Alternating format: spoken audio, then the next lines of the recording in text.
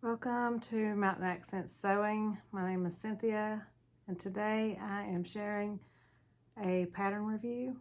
This pattern is for the Atelier Jupe Alana dress, shown here. So I'll tell you what I'm wearing.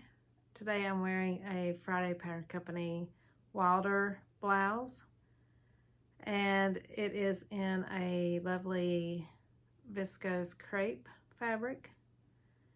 And I believe this is a size large or extra large.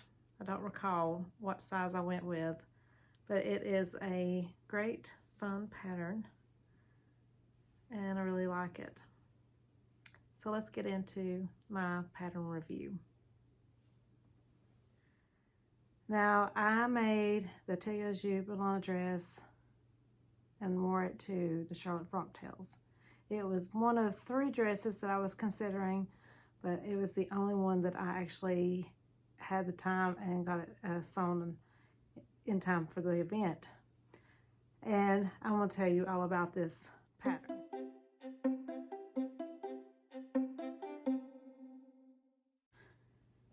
And so I'll begin by telling you a little bit about the pattern.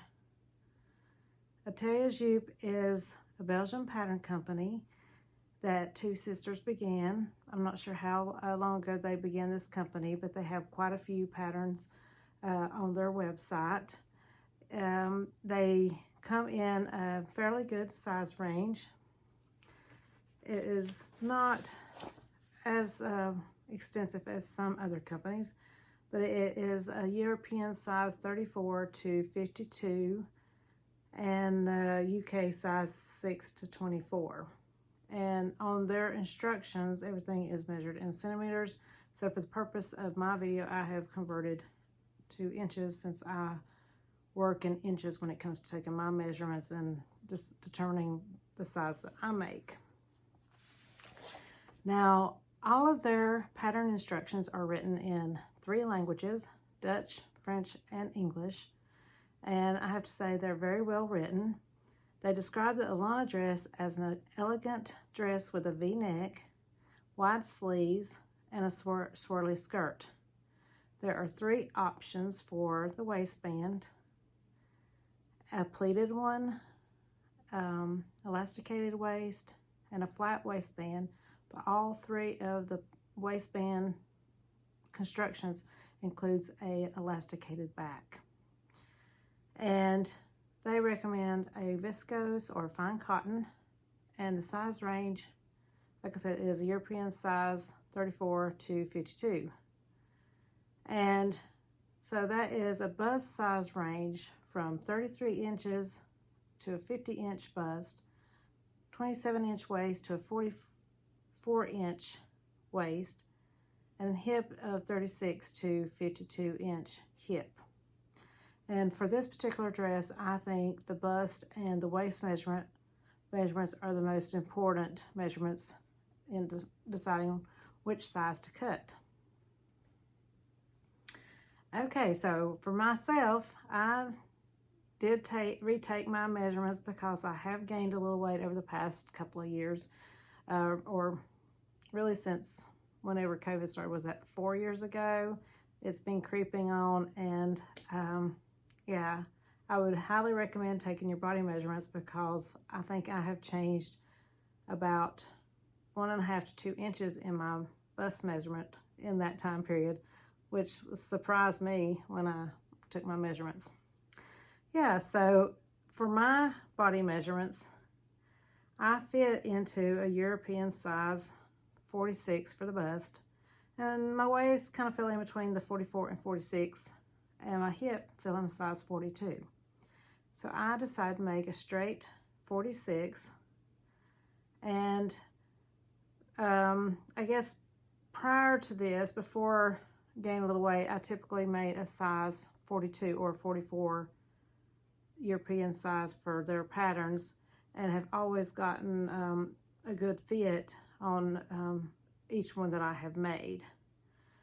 And I do feel like their pattern block fits me very well.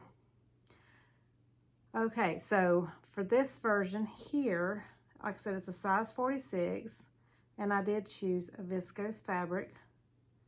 I purchased the Liz Taylor fabric from Jones & Vandermeer, and it is the Liz Taylor France Enchanted Viscose. So Liz Taylor's French company, and this print is the Enchanted, and it's 54-inch wide fabric. And I think I ordered what they had left in stock at the time, and which I think I had close to 3.4 meters of fabric, and I have fabric left over.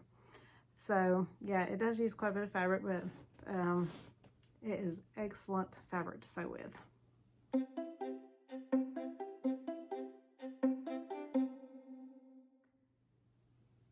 Okay, so more about breaking down this pattern. Let's talk about it. So there are 8 main pattern pieces, and that is just for the bodice and the back, the bodice front and back, the facing, the sleeve pieces, and the cuff, and the skirt pieces. And then the waistband is an additional, there's 3, like I said, 3 options for the front waistband, but 1 back waistband. So you really have 10 pattern pieces for this pattern. Depending on which waistband you choose, it's still going to be 10 pattern pieces. Okay, so I chose the elasticated waistband, and I'll go into more detail about that later on in the review. The seam allowance is about is a 1.5 centimeter or 5/8 inch for most of the seams. I am reading some notes that I've taken down here too. So in the instruction booklet, it will tell you what the seam allowance is. There's a little chart, and it'll tell you what your seam allowance is, and if there's any that's different, it will notate it in that little chart. And the hem for this pattern is about a 4 centimeter hem, which is approximately 1.5 inch. On their website, they do have tutorials that has pictures. It's not an actual video, it's more of like a blog style. And for this, I did not follow it. I just used the instruction booklet, which I had bought the PDF pattern. So I printed out just the English instructions so that I can, make notations, because I do like to jot down notes if I need to. And so you begin with the shoulder. The shoulder seams has a small amount of gathering, and which I think adds to the elegance of this dress and of the bodice.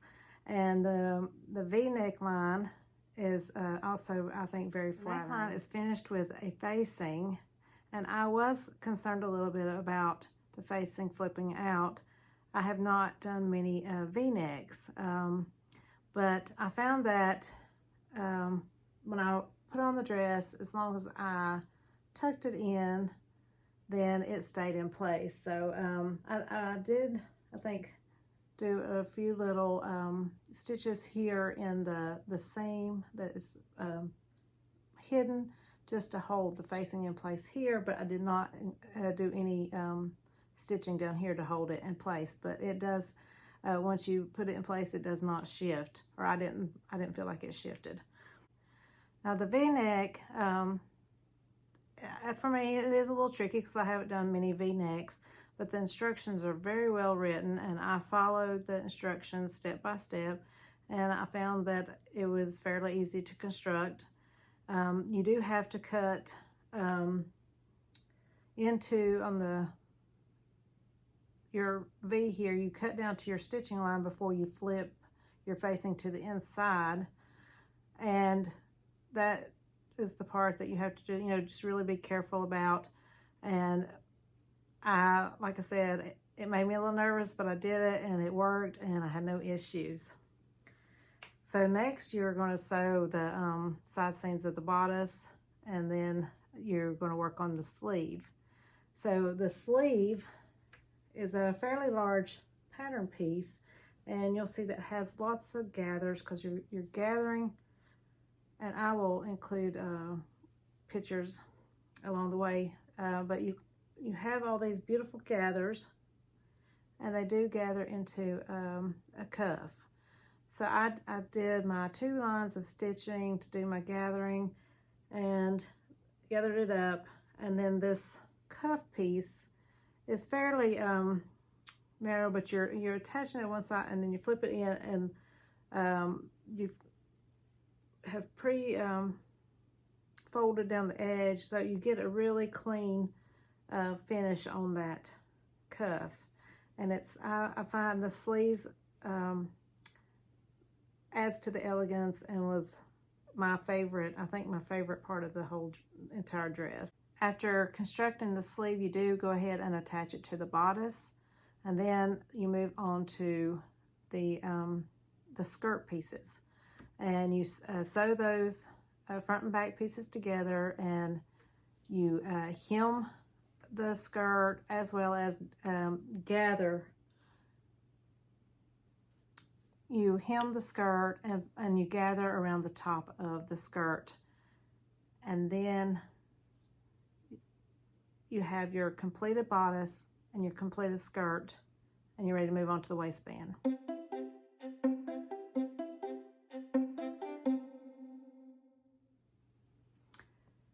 Next up is waistband woes.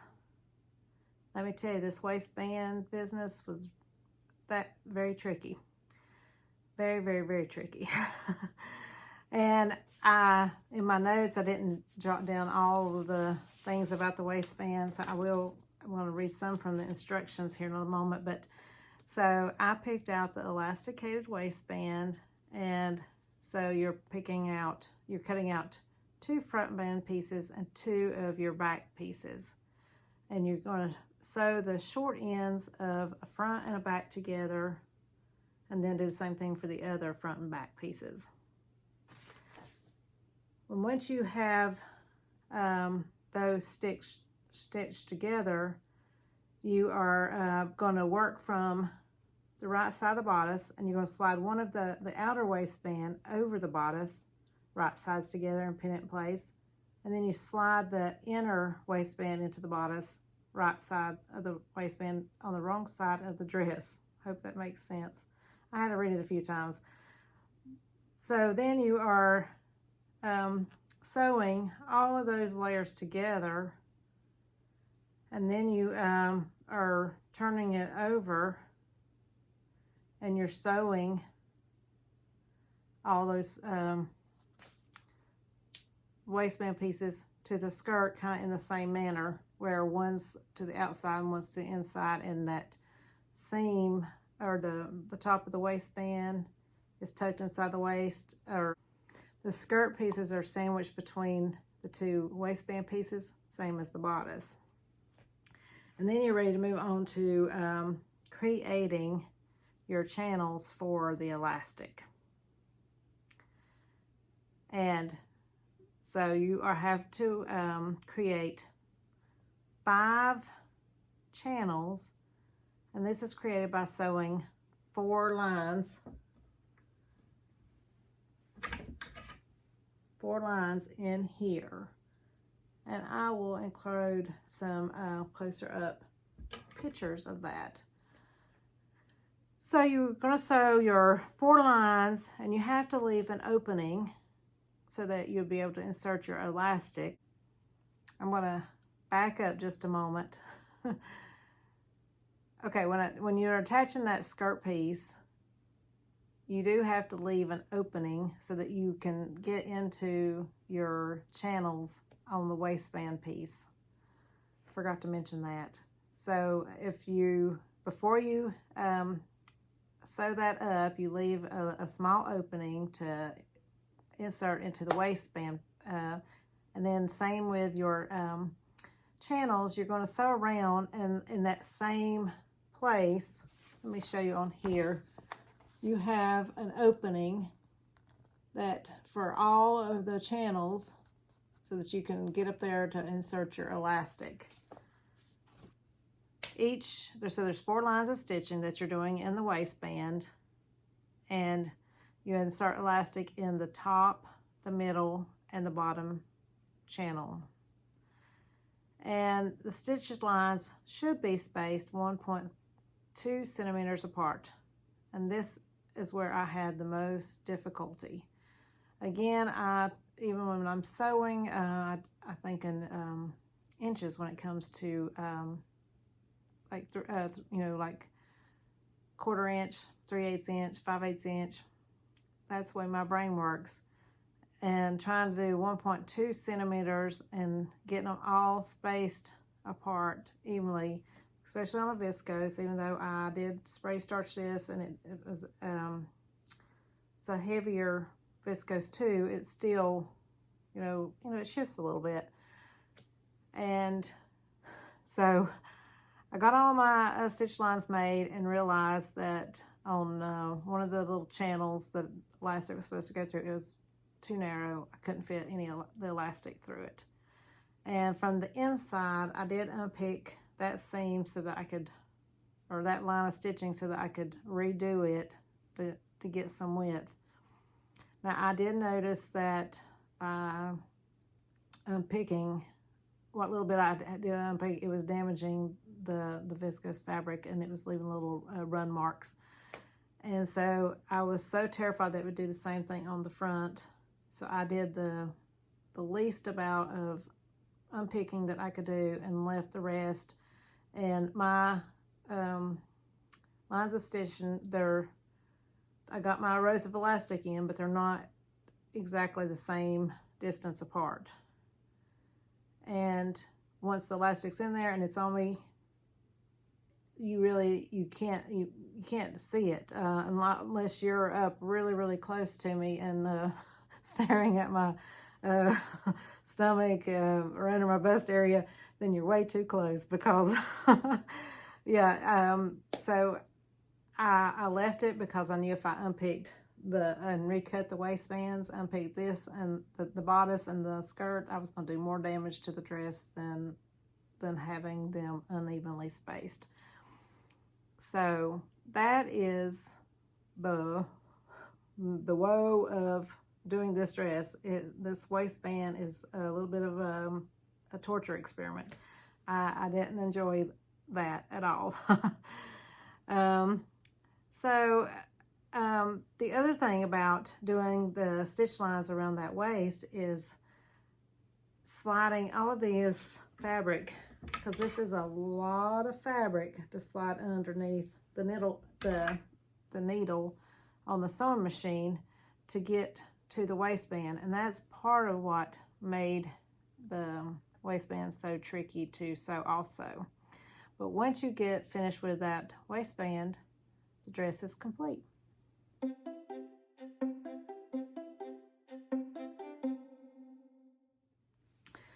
Will I make this dress again?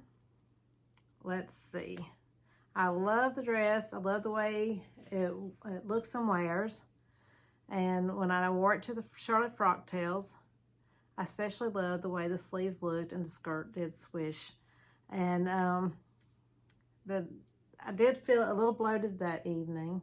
I had been, my stomach wasn't feeling very happy that day. So I felt a little bloated, and I thought that this waistband, where it sits, did accentuate my stomach a little more than I wanted. Will I make the dress again? I love the dress. I love the way the dress feels on me. I love the elegance and the swishiness of the skirt, and I especially love the sleeves. I did wear it to Charlotte Frock Tails, and I felt beautiful in it.